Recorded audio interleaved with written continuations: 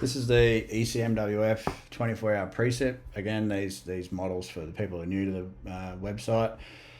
This shows rainfall over a 24-hour period, so the rainfall accumulation. So by 10 p.m. tonight, we should see that frontal system moving up towards the South Australian coast, enhancing showers and storms along the southwest, Eyre Peninsula, Yorke Peninsula, into the Adelaide Hills, and then that'll extend down into the southeast into Victoria by the weekend.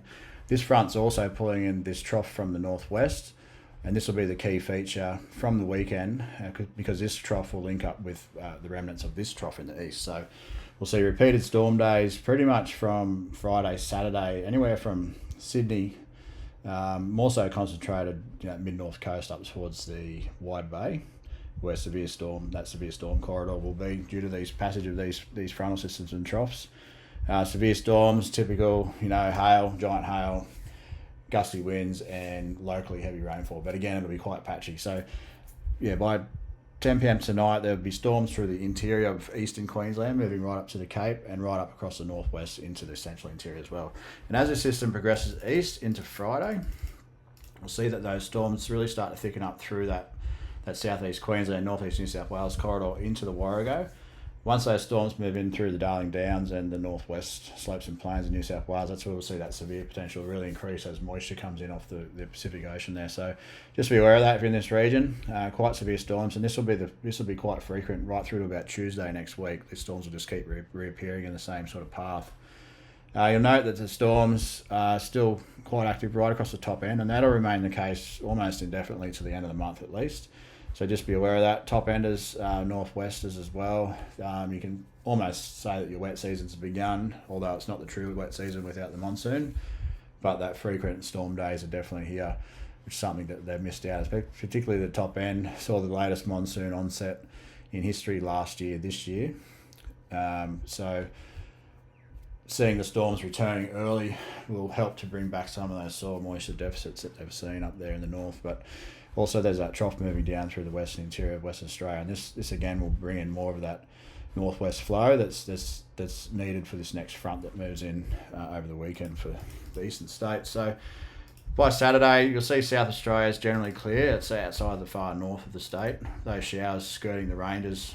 It shows that there's showers moving into the Murraylands there, but that's doubtful. They're only less than a mil anyway, so there's a good chance the ranges, the Adelaide Hills, and that will block a lot of that moisture from moving across the range. Patchy showers and storms through Western Victoria. We're only looking at 1 to 10 mils. There'll be isolated pockets to 20 if some thunderstorms can get going, and then any rain will be concentrated across northern Tasmania.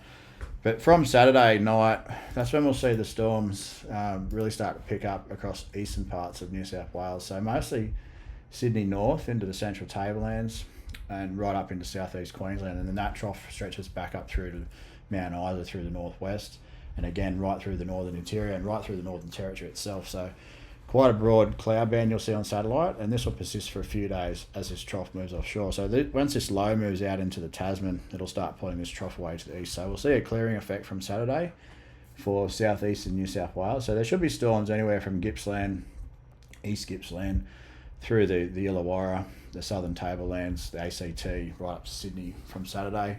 Then Sunday we'll see those storms start to become a lot more energetic through that storm corridor of northeast New South Wales, southeast Queensland, as this trough itself starts to migrate north. So by Sunday night we should see generally clearing anywhere north of Sydney, while storms are really thickening up through most of inland eastern Queensland, through the northwest right up to the top end. That includes parts of the far north Kimberley and the peninsula as well. So anywhere within these storms, you're pretty much guaranteed 10 to 30 mils, but if the storms have a bit more energy and whether they're severe or not, you can see 20 to 100 mils. It's just that time of year, and we're right into this November cycle too. So there's a lot of potential in the atmosphere.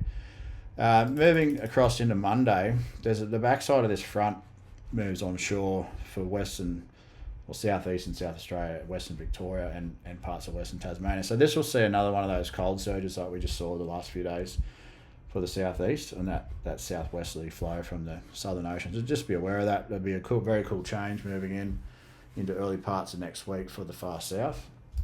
And as that trough moves off and frontal system moves into Tasman, you'll see those storms start to shift north and east into Tuesday, where those storms move offshore of the east coast, generally north of Townsville, by Tuesday afternoon, and then those storms contract to the far north of the top end and the peninsula there. So very active week ahead from today into mid next week, and then we're looking at some tropical low developments up here to the northwest, but models are very chop and changey. So with such varied outcomes, it's still likely that this system's probably another week or two out before it actually forms.